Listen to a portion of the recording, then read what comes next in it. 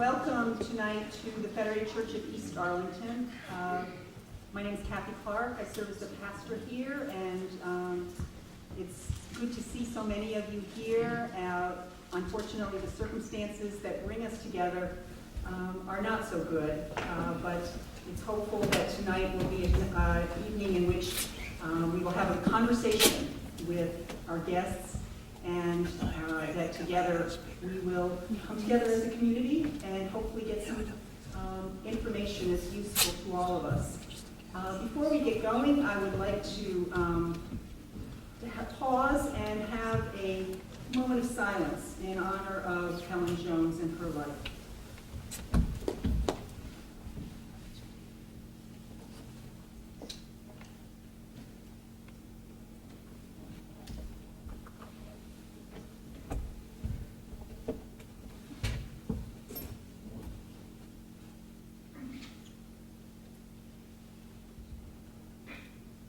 Amen.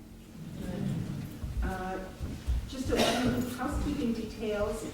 The bathrooms, if you've not been in our building before, the bathrooms are through that door to the right. There's 3 different restrooms there.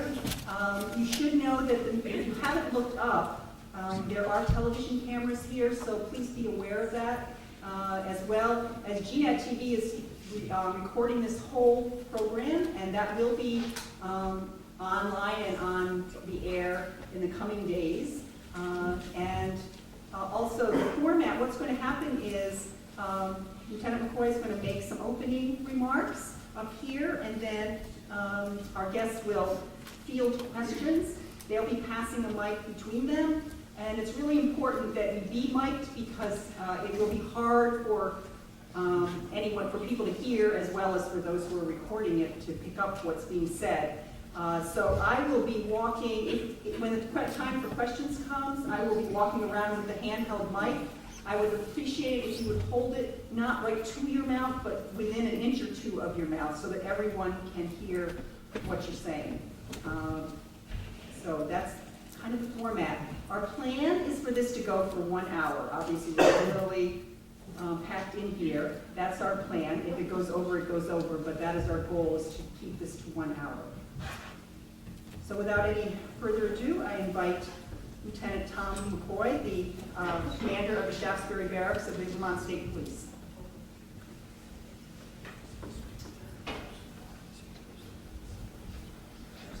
Just a big thank you to Reverend Clark and the Federation Church and everyone that's involved. And thank you for coming out tonight and taking this opportunity to hear from us.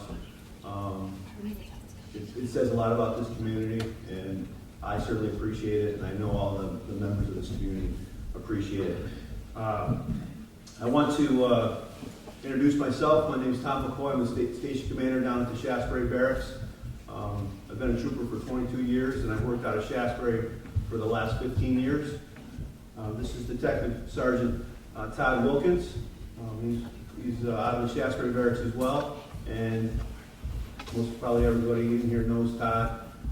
He grew up here in Arlington, and he's a fantastic investigator.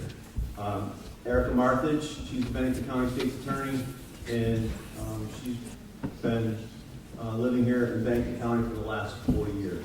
So we're very passionate about our community.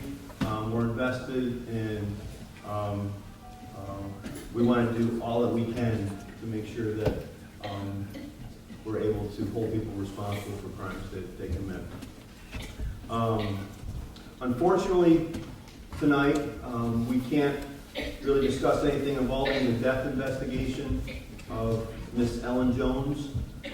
However, I do want to assure you that we have numerous detectives and our very best personnel have been working tirelessly, endlessly on this investigation every day since it was discovered. This would include the Vermont State Police Major Crimes Unit and the Vermont State Police Crime Scene Search Team, which involves several members from all over the state that have come down here to Arlington to help with this investigation. We have been, and we will be doing everything possible to identify who is responsible. But at this time, we aren't able to discuss anything further about the investigation, the specifics surrounding the investigation. I can assure you that press releases will come out in a timely fashion when they can come out, so the investigation isn't hindered in any way. Erica, Todd, and I know many of you here today. We've been working and living in this area for a long time. Many of our troopers, our high school coaches, work with youth organizations, mentor the children, work within the school systems, and we want all of you to know that we are invested and we're passionate about protecting our communities in Bennington County. I can appreciate that many of you feel the same way as we do. The most important thing that you can do is be vigilant. We have handouts in the front of the church. If you see something, say something. Report suspicious activity. Call us.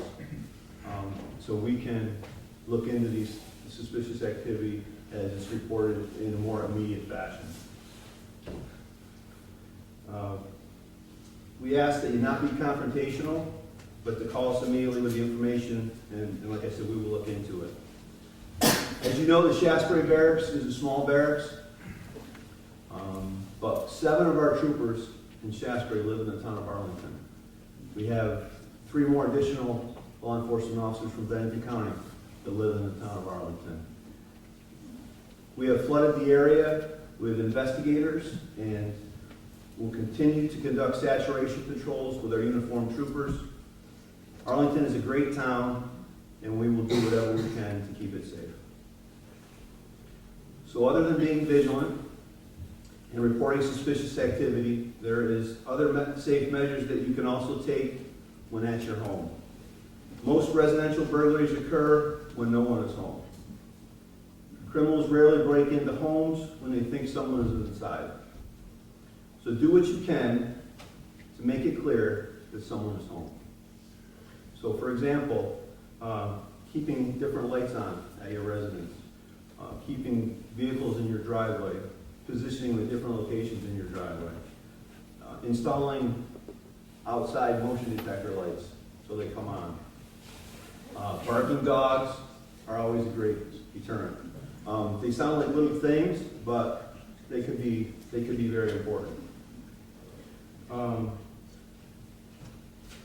going to introduce Erica Martich, who's the Bennington County State's Attorney. She's going to come up and say a few things. After she gets done, we'll have a question and answer session, and we'll give you guys an opportunity to ask us specific questions. And like I said, we won't be able to talk about the specifics of the investigations, but hopefully we can answer some of the questions that you have. Todd and I will also remain here after the meeting is adjourned, and we'd be happy to speak with you one-on-one. I spoke with some of you already, but we can speak one-on-one in a more private setting if you so desire. So, Erica, come on.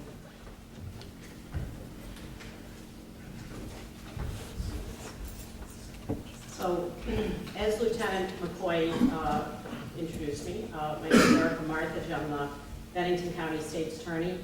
I've been the State's Attorney in Bennington County for 10 years, and I've been working in Bennington County criminal justice for almost 20 years. As Lieutenant McCoy indicated, I've been here since I was a small child. This is my home. I went away to school and came back. So this type of investigation and the community coming out tonight is, I'm extremely invested in moving forward with the investigation in Arlington. A large number of people statewide have spoken to me and are very concerned for what the community in Arlington is going through. The events as a community are heart-wrenching. I'm sorry that you all have to go through this as a small community. But I just wanted to be here tonight to make sure you knew that I've been involved and my office has been involved on a daily basis with the investigation as it progresses. The The real-life investigation of something like this is extremely time-consuming, and we have to be extremely careful. It's not like television. It's very important to me that all of the proper protocols are followed. It takes a significant amount of time to collect and evaluate all of the information, the data, the evidence, and then ultimately have it analyzed. I would say that I have been very impressed with the state police in that from day one, there have been a flood of police from the state police, statewide. Officers that are coming from the Northeast Kingdom, all resources that are at that level at the state have been redirected to Arlington. I was in Montpelier yesterday. I spoke and updated a number of your local representatives, a number of the legislators. We're very concerned about the progress and how I thought things were going. I am very pleased with the diligence that the Vermont State Police has had. I am likewise impressed with the cooperation statewide for the investigation. There have been not only a number of state police that have allocated their resources to this investigation, but other state's attorneys, other counties that I have simply had to pick up the phone and say, can I have your law enforcement resources for a period of time? Can I have extra information, or do you have anything that would assist me? And everyone has been extremely forthcoming. I would say that at this point, I know it's so frustrating to not get specifics and to have details, and I think Lieutenant McCoy is correct in that we're happy to answer as many questions that you would have. I would echo his concerns, though, as far as making sure that you are not confrontational with anyone and that you just report things that you see and any suspicious activity, because every single piece of that information is followed up on. And so I likewise am happy to stay after for individuals to speak separately to me, but I think at this point, we're happy to answer some questions. I'd indicate if you have a question, you raise your hand and I will come to you with a microphone so that everyone can hear your question. Hi there. I would like to start out by saying we're not just frustrated, we are frightened. And a number of this community live alone. And when we face those dark windows at night, it's horrifying to not know anything. And I just want you to be aware that it is not just frustration, it's fear. And we've not been confronted with this before. So we appreciate every bulletin we can get from the authorities because we rely on you for guidance and reassurance. They were not really forthcoming in the first busy week or two of your investigation, and that was very difficult for us not to know. We are still frightened, but my question, I do have a question, and that is if, and I know you can't say whether, this turns out to be drug-related, what can we do as a community to stop a flood of criminality coming in from the drug trade and drug use? That's a whole new area, and I would welcome any tips you have about how not to be afraid of this new element in our community if this indeed is what happened. And I just want to urge everyone to stand up and stick together and refuse to be a victim and not let our community be taken down by this. Thank you. Thank you. I want to let you know that we have several drug task forces throughout the state of Vermont. And 2 of those drug task forces are located here in southern Vermont. So we're investigating drug crimes. I would encourage everyone to call us with suspicious activity that you see, share that information with your local law enforcement or your local law enforcement reps for you. It would be the state police. Just make those phone calls so we can share that information with our officers and those drug task force, and just be rest assured that not only are we making a lot of drug arrests out of the barracks, but we have a whole team of task force members that work diligently every single day, arresting drug dealers and drug users.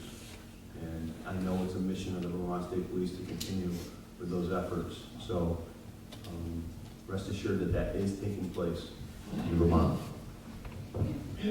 So I can say wholeheartedly that the most important tactic to have law enforcement making arrests and for my office to be able to get convictions in drug-related crimes is information.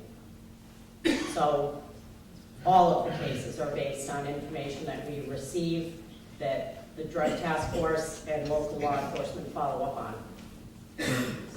So it's every tip and every piece of information.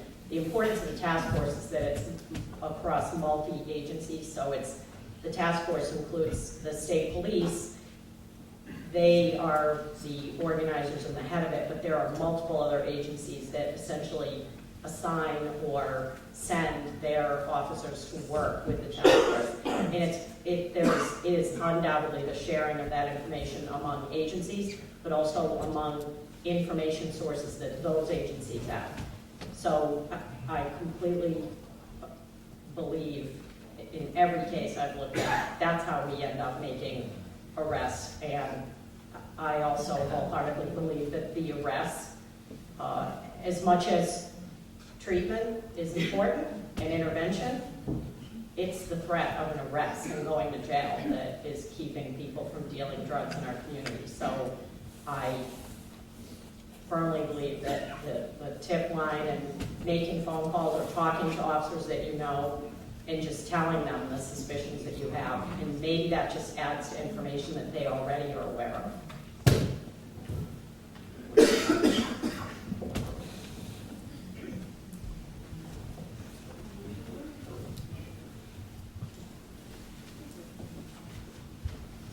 Hi. So my husband and I have lived in Arlington for about 13 years, and we're raising 5 kids here. So we're pretty vested in this community, and I think that we have, up until a few weeks ago, felt like it was a pretty safe place to live. I don't know how I was directed to a particular website this afternoon, but it was called crimereports.com. And I was able to punch in 05250 and do a search going back for 3 months. And there were 15 crimes committed in Arlington, particularly in East Arlington, ranging in severity from citizen disputes to forced entry and burglaries. My concern is that I was not aware that this activity was happening, and I'm not so sure most of us knew.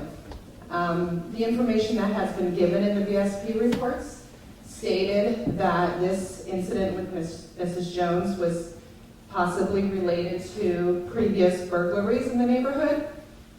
My frustration is that had the community been made aware of a string of events that might have been happening, we would have been more vigilant, and we were not made aware of those events. So what assurance do we have to know going forward what's happening, whether it's a car break-in or a forced entry or a citizen dispute? Where do we get this information, and why hasn't it been given to us?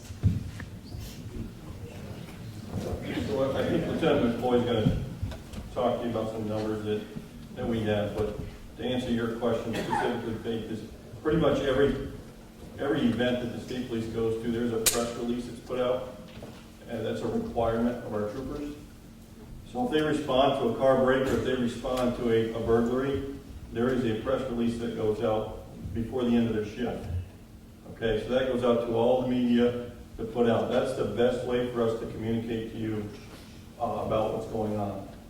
In relation to what happened with Miss Jones, yes, there were some burglaries, some break-ins in the area at the time.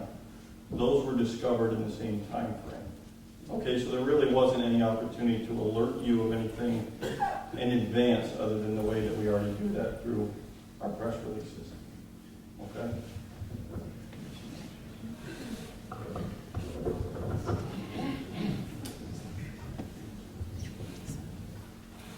So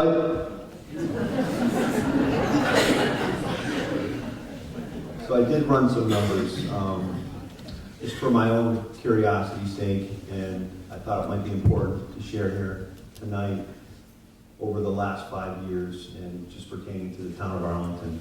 So the town of Arlington, we have roughly responded to about 500 calls in Arlington each year.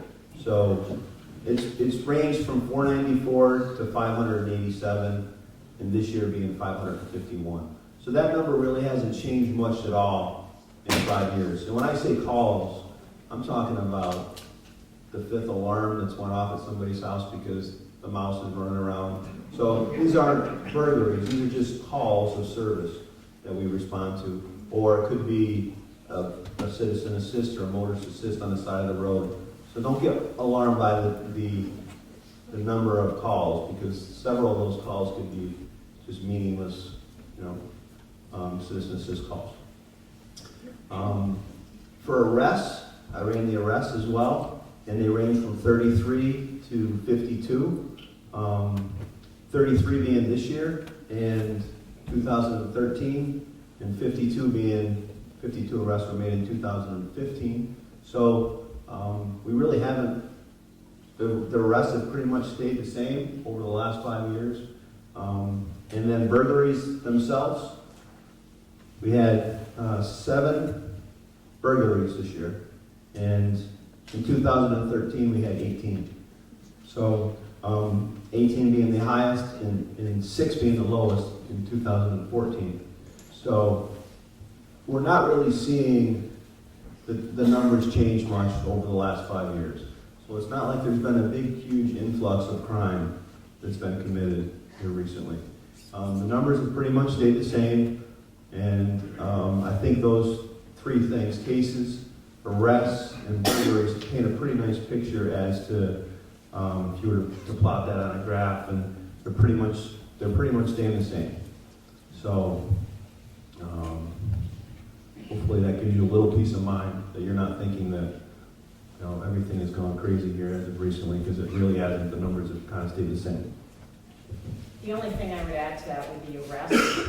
That's arrests, that's not individuals, people. So anyone that reads the court docket or the newspaper, generally the same group of individuals or persons show up in the courthouse every week. So 80-85% of the cases I deal with are the same people over and over again. So even though there were 33 arrests in 2016, I didn't run the numbers of how many people make up those 33 arrests, but typically it's not 33 people in Arlington.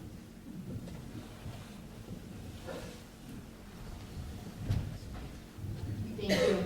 First, I just want to say thank you for everything you're doing for our town. I've lived here in my family, and I probably know almost everyone here well. My concern is this: our children in the school. I have 2 daughters, and they're scared to death to walk home from school. And I don't live that far from the school. They're concerned about possibly somebody coming into school, and they have to have a lockdown, and what do they do? And how is mommy going to get to them? What are we to tell our children? That they're safe to go home. Once they're home, they're safe in their own home that they've lived in. I've lived in here all my life, and I've never thought twice about locking my door and going out. That's just what Arlingtonians do. But the fear that is in my children's face now, I don't know how to take that out of it. I don't know what to say to them. So if you can help me and everyone else, what we can do to tell our children. I know it's disheartening for me of what's going on in this town, but we're supposed to protect them, and how can we if we don't know?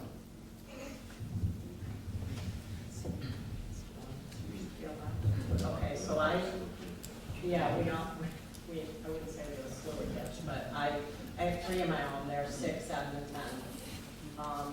And obviously, because of what I do for work. If you grew up here, if you lived here your whole life, you remember this Star Hunter. Yeah. So I was 16 when she was abducted. And I know that changed the face of what it looked like to be. I wasn't catching a ride to school on the corner anymore. What I would say about the younger kids, particularly if you have kids that are under 12, 14 years old, I'm not sharing details. They hear details. I personally try to reassure my children that the adults are who are responsible for their safety, making sure that we are taking precautions to make sure they're safe. They should let that worry be on me, to not just listen to everything that they're hearing at school or their friends are saying, and that is so much easier said than done.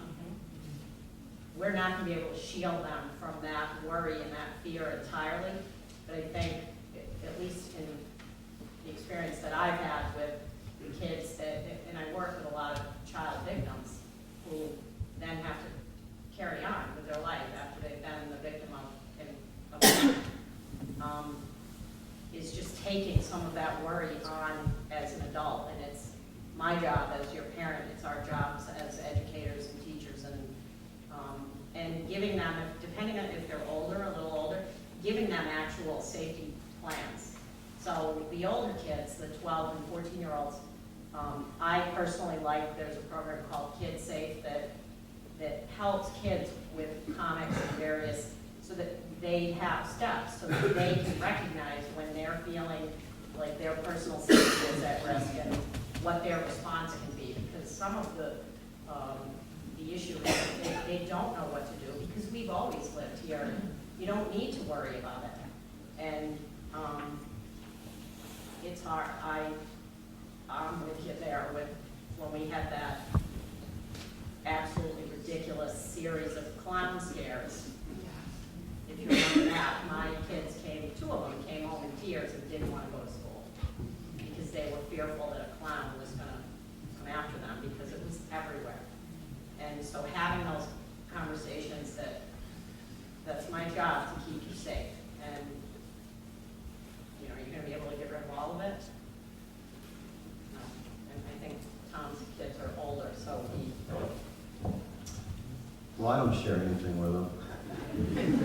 I'm not sure if that's the right approach or not. I can assure you that our troopers are highly involved in the schools, and we've been visiting all the schools throughout the years for the last couple of years, at least since I've been a lieutenant. And a lot of our troopers are coaches and mentors and involved in these youth organizations. So hopefully that helps these kids feel safe, that we're troopers and we're around. You know, the last couple of weeks we flooded the area with troopers. You guys are probably getting tired of seeing troopers drive by it in Arlington, but Todd came up with a good idea to make sure that the school got out early this week, and we had details working from 12 to 2 as school got out. So being visible as far as troopers go, I think is the best thing that we can do. Stay involved with the children in the school systems and make them feel safe. And then as parents, be more vigilant than you normally would be. Maybe it's time to start locking doors. I don't lock my doors either. And locking motor vehicle doors. And my wife yells at me all the time because I don't lock them. But maybe that isn't necessarily a bad thing. Just to be more vigilant and aware of your surroundings and what's going on.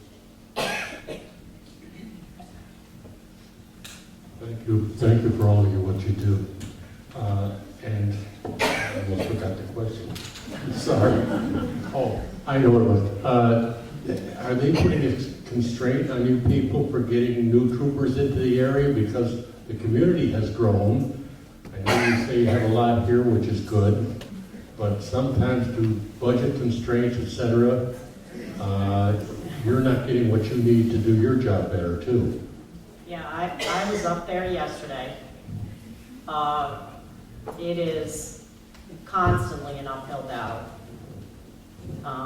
to convince everyone in state government that more police, more troopers, more resources, more money for all of those.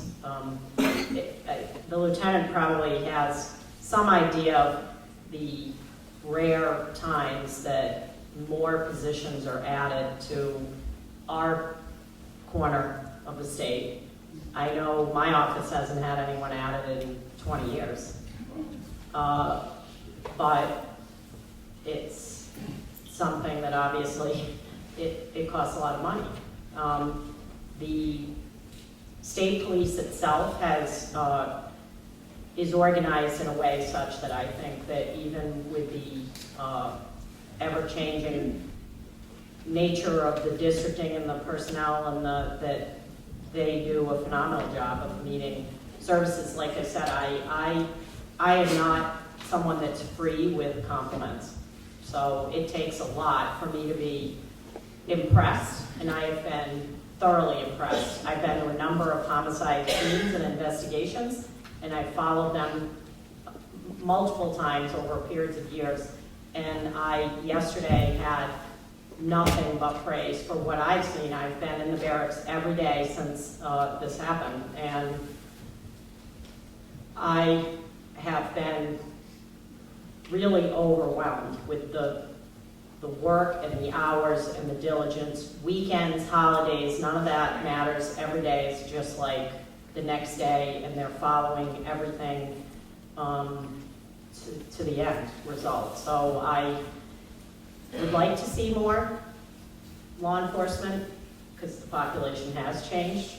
But as you all know, the budget is always the most hotly time-consuming topic for legislators in the State House.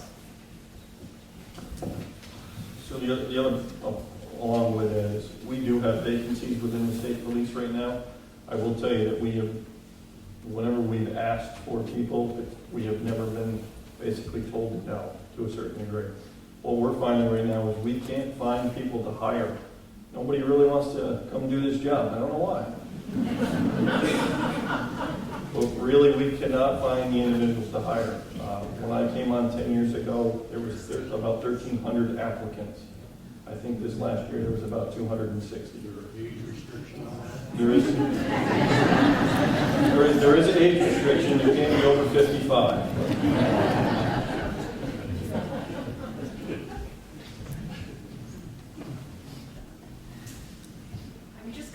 Hold off, just because I want to give everybody a chance to ask at least one question first before I go back to folks that already asked. Anybody else that has?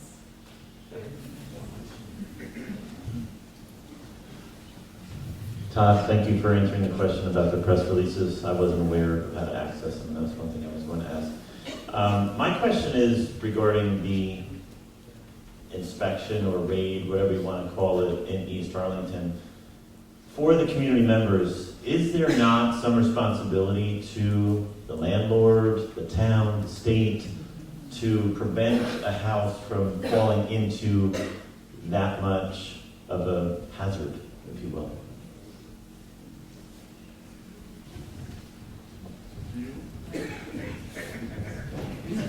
So that is a very difficult question because the landlord really has limited rights.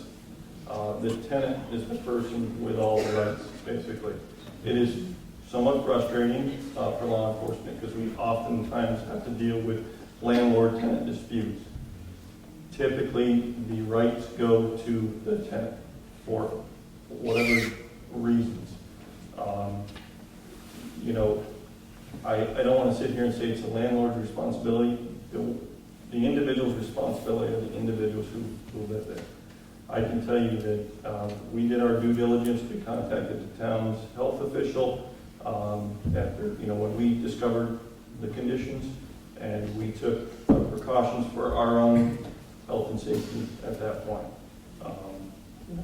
I do also understand that you know, I've heard it referred to as a hazmat situation.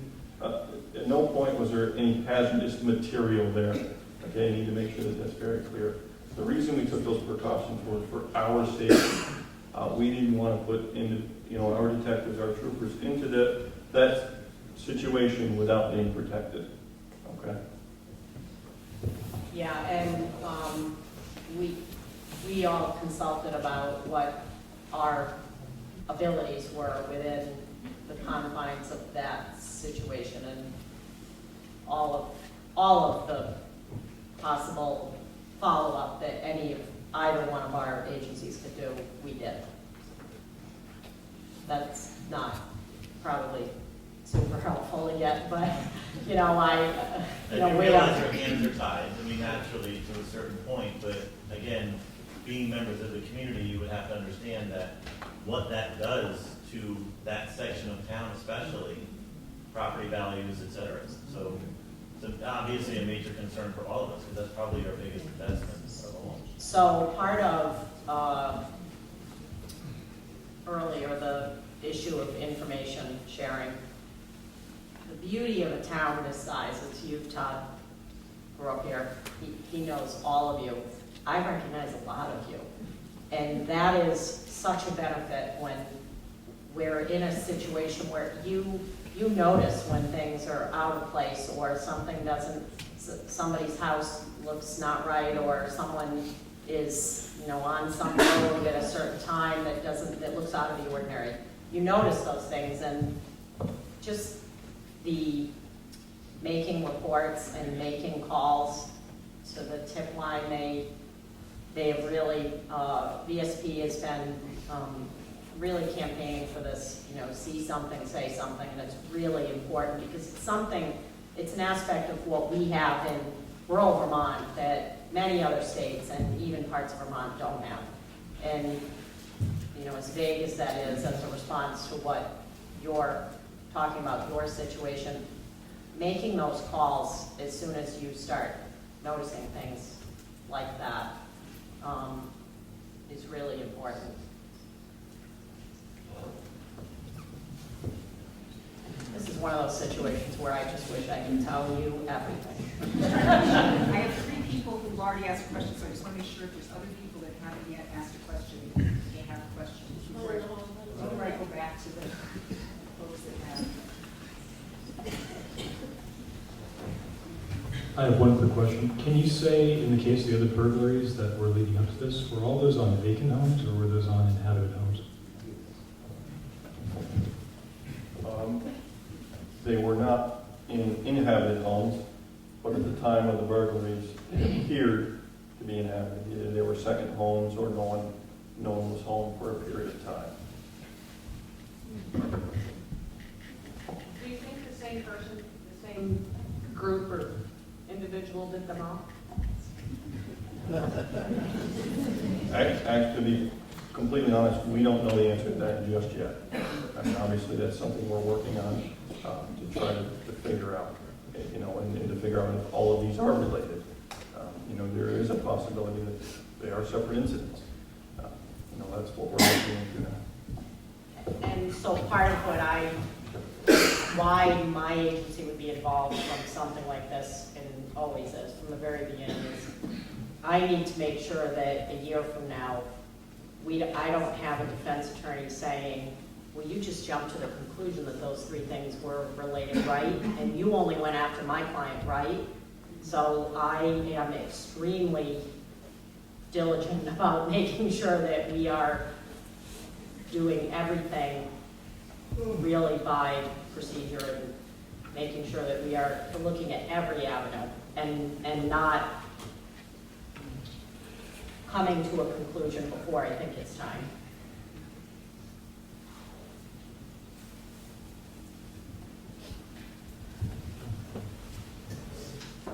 Hi, I want to thank you, as everyone else has here. I just have this kind of question, and you probably can't answer it, but I'm going to ask it. Do you have like a short list of people who are suspects?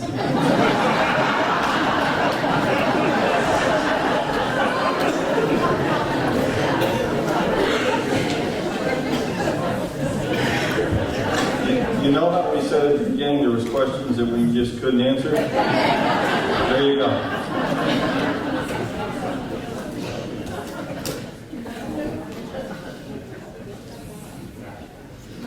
Hi, it's me again. I have kind of a two-parter. How long does DNA take to process? And if we hear someone breaking into our home and we're upstairs and they're breaking in because they think no one is there, what do we do? What do you advise?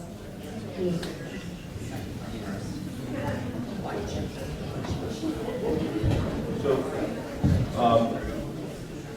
the first part of your answer is not as easy to answer. In this particular situation, there's literally, there is a mountain of evidence to go through.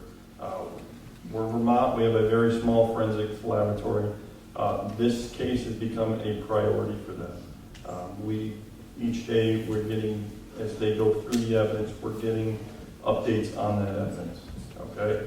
So there's multiple different types of DNA. There's certain DNA that our lab can test for, there's certain DNA that our lab cannot test for, which means that needs to go to either the FBI lab or another lab out there, which we are doing. But understand, when you go to the FBI lab, you're no longer a priority. You're one of many. So some of the DNA evidence comes back relatively quickly, within a week or two. Some DNA evidence could be 6 months to a year. That doesn't mean that we stop what we're doing, okay? That means that we continue to push through with the evidence and the information that we have in a timely manner, and hopefully that leads us to where we need to be. Second part of the question, I don't remember. Can you tell me one more time? So, if you hear someone break in, if you need to sleep, I tell everybody, I have 2 phones next to my bed, my house phone and my cell phone. Partially it's because I'm on call all the time and I get called out. But the other part of that is so I can hit 911 really quickly if I have to. That's your first thing. You need to call 911 because that's going to get us coming. If you say someone's breaking into your house, that response, a trooper's not going to get up and make sure his uniform is tidy and neat and good to go. The trooper's going to say, someone's breaking into this lady's house. I need to go. They're going to put on their bulletproof vest, they're going to strap on their gun belt, and they're going to go. They'll worry about looking pretty later on. Okay? So call 911, lock what you can lock, and find a safe place to hide would be the best thing. A lot of people, I get it, this is Vermont, everybody owns guns, I own many, I carry one every day. Don't confront them. Try to find a place to hide. Stay on 911 with the 911 operator, give constant updates. And I promise you, the trooper's going to be on their way as quickly as they can possibly get there and go. On the first part, so this was one of the instances I was referring to. There were a number of other, if you watch the news or read the news, there were a number of other homicides in Vermont within a short period of time. They had arrests in those cases. When I was at the barracks and we were discussing what priority items we wanted dealt with, I was able to call the other state's attorneys who were in line ahead of me at the lab and ask them to step aside. And they don't have to do that, and they did.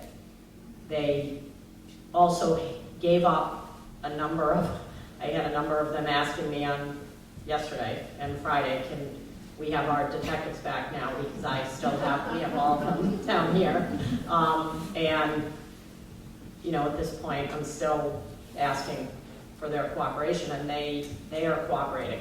And but DNA it is not 44 minutes. There's nobody taking it and running up the street and handing it to some person who's going to go in some lab and push a button and it's going to come out and within the hour show. It can be days and weeks, and I have to say it's like waiting for the arrival of overdue baby sometimes. I'm waiting, am I going to get a phone call? But it is, and as Todd indicated, they're still doing all of the other information gathering and work while it's happening.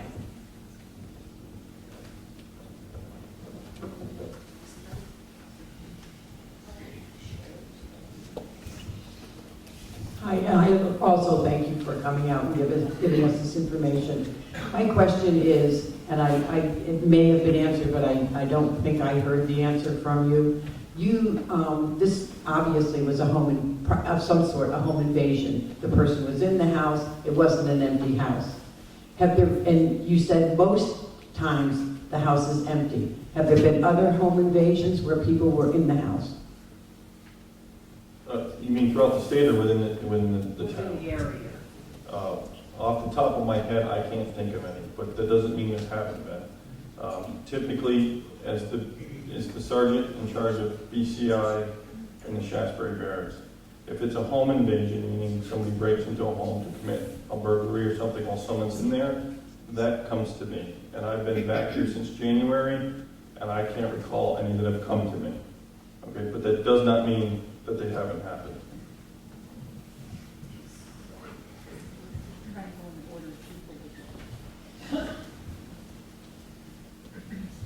Thank you. So this is not meant to be confrontational, but it's meant to be direct.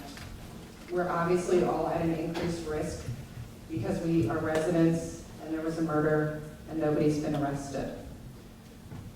My question, Todd, because all of our kids are in school together, I understand that there's been an increased presence of police at both schools.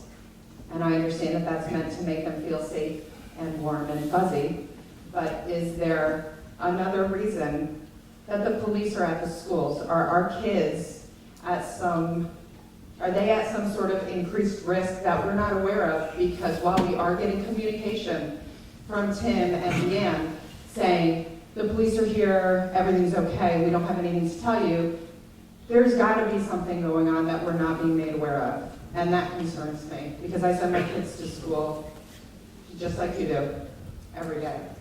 So you know for sure that if I felt that our kids or my kids, and Kay John I think has some things to say as well, but let me address that first. If I had one inclination at all that your kids or my kids or anybody's kids here were in any type of danger, then by all means I would remove that danger immediately. Just to put your mind at ease, one of the reasons you have seen a presence there is the school has been very helpful. The school has video surveillance, okay? That video surveillance, we have captured the images with the help of Mr. Stewart and the tech department.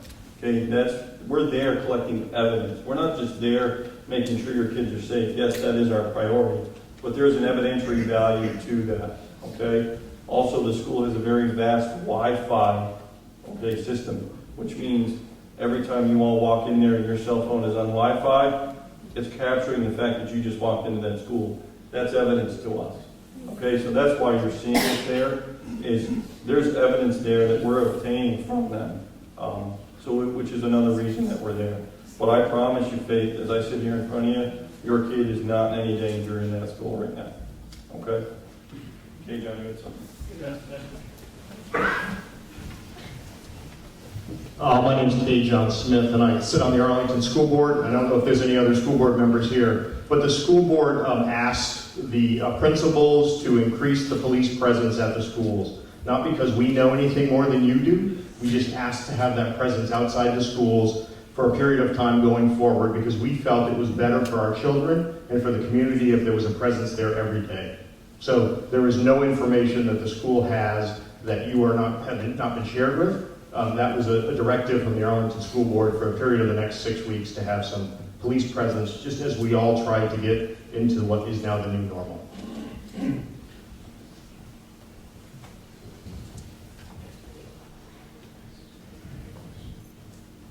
Does that mean they're in Sunderland too?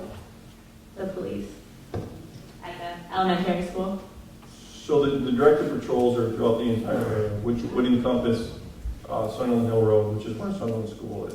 Sunderland has not requested any additional police presence inside the building or anything like that I'm aware of. The police presence is from the school itself. I believe they hired the sheriff's department to do that.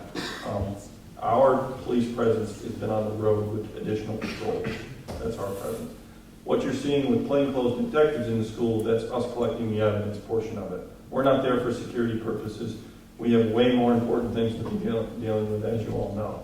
So when you see a plainclothes detective there, we're there collecting evidence that the school may have for us to help us in this investigation.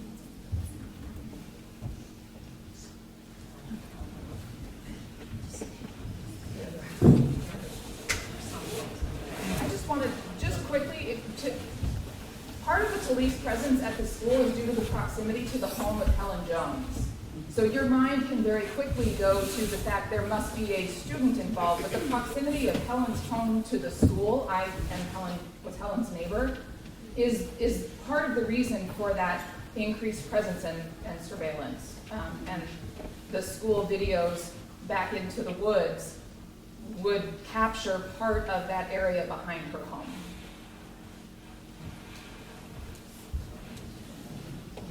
Hi, everyone. Thank you, Todd. My question is, have the police been to the school to talk to the children as a group about what's going on in town to try to, especially the high school? I don't know so much about the elementary, but just a thought. We haven't done anything formal, but I will tell you that on any given day, there's probably at least 3 or 4 of us that are in that school in civilian roles.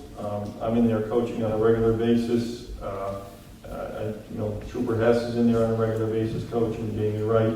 So we're in there, nothing formal. The school has handled that so far, and I think they've done a very good job based on my conversations with the principal and stuff.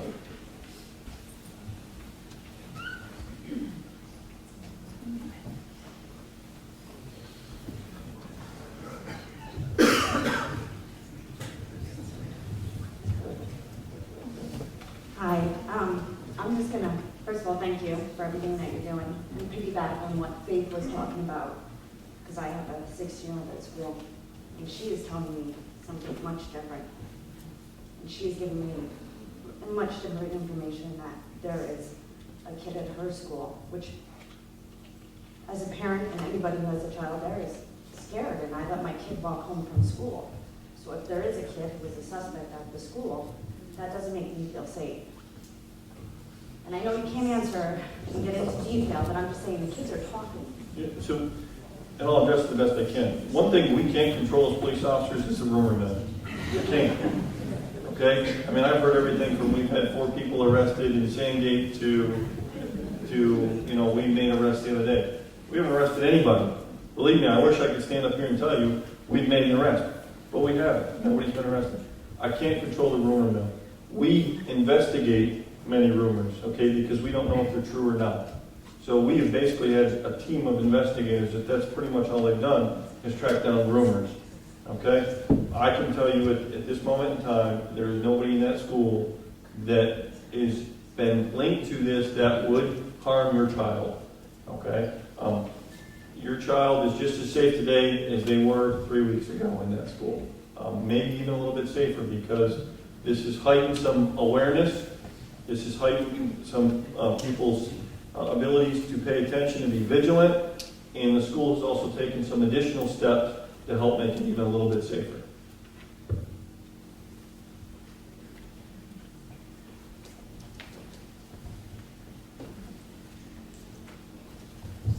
Thank you. Just briefly going back to the topic of home intrusion 911. Envision somebody is in your home. It's the middle of the night. They might have cut the phone line. You're under the bed. You're really scared for your life. In 2017, when you have to not make a beep, does 911 accept text? That's my question.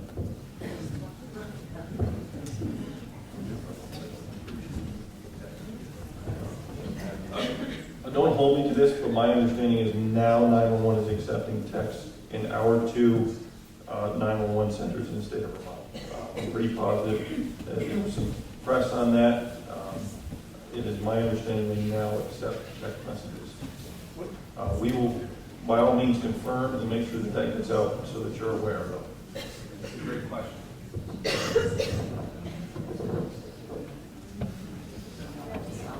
So, as a quick follow-up to the text, I live in an area where I don't have cell coverage, so all of my texts have to go out over Wi-Fi.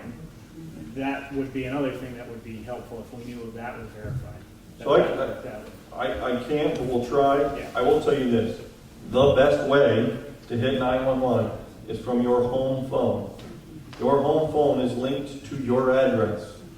So if you hit 911 from your home phone and just set the phone down, you don't say a word, that's going to get us coming to your address. If you hit 911 from your cell phone, we have to go through a process to ping your cell phone, get a GPS location, and then figure out where that GPS location is. Now that's done in a matter of minutes, but minutes could matter. So if you have a landline, it is best that you hit 911 from your landline. If you don't, still use your cell phone. We will find you still, but it's just going to take a little more time. Right, and that was what I wanted to mention earlier when Todd was talking about he has his cell phone, he has his landline, and this is meant my husband up there as well, who is trying to convince me we don't need a landline. If you have a landline, you should keep your landline.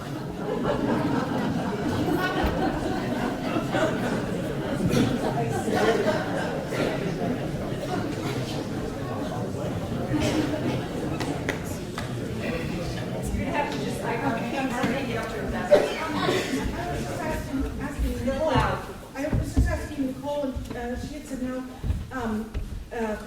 if there was any kind of like buddy system for the kids who do walk home that they can pair up, and is there anything that we could do, like maybe having the older kids help reassure the younger kids, walking home with them, or just, just to make them feel safer, and maybe the older kids could feel like they're doing something to help, possibly.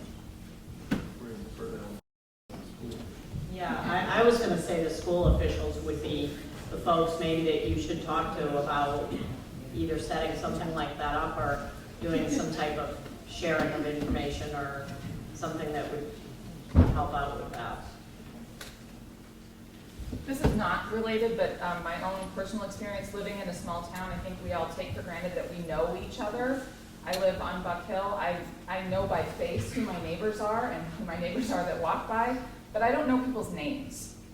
And my neighbor, Sandy, after Helen's death, called me and said, can you come over? Can you bring your kids over? I want them to know who I am. I want them to feel safe. I want them to know that they have a place to go to.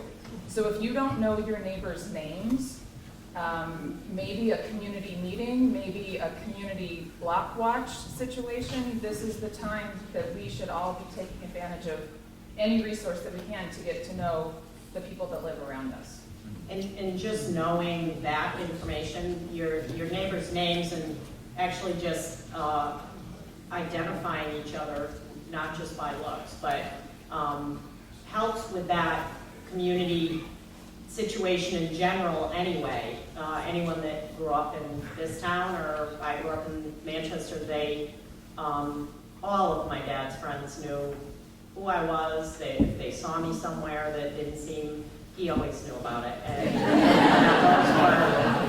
it didn't help that I was the only redhead in town, but it really is, it makes, I think, the kids feel safe too, because if now they know Sandy, and I know Sandy, hi Sandy, then they would feel safe going there if something came up or they had needed help with something. I also feel that way about elderly neighbors. I did a letter to the editor, which I've never done before, but a month or so ago. If you have elderly neighbors, just check in every now and then. Hi, how's it going? If they need assistance with anything.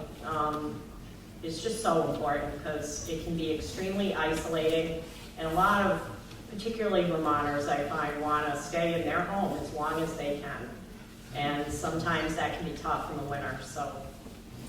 There's also, on the back table where the information from the state police is, there's also cards that leave a space for you to write down 5 of your neighbors' names and phone numbers, just so you have them. So if you'd like to take one of those for your household on your way out, that would be great.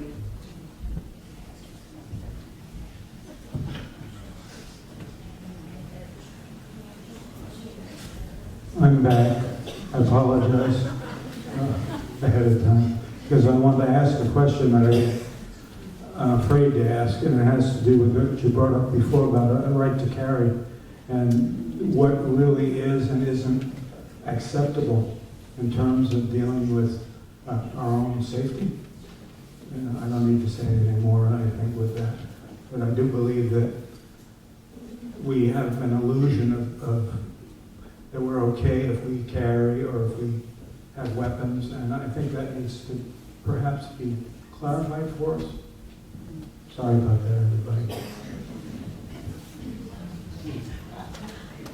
The legalities are correct. Yeah, I so- would say that. So you do live in a state with little to no gun laws, where gun laws basically are surrounded by fish and game laws, and that's about it.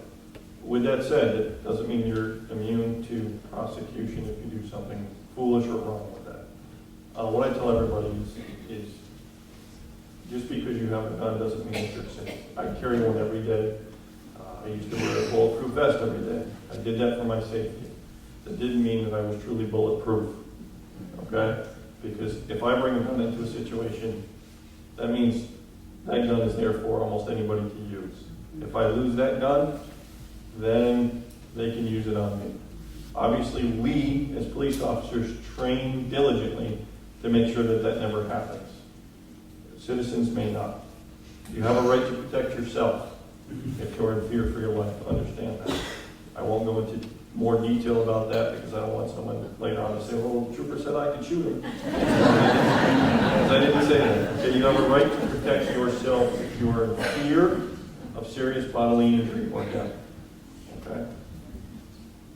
Yeah, it's, the gun laws are very few.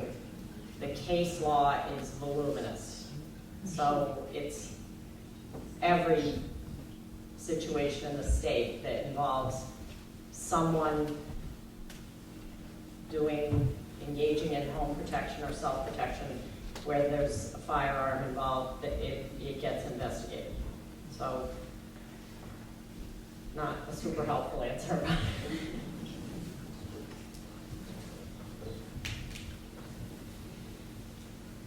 I think that looks like all the questions for now.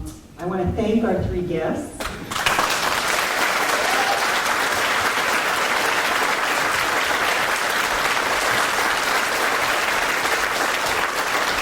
As I mentioned, they will be here for you to ask individual questions. And thank you for coming and good night.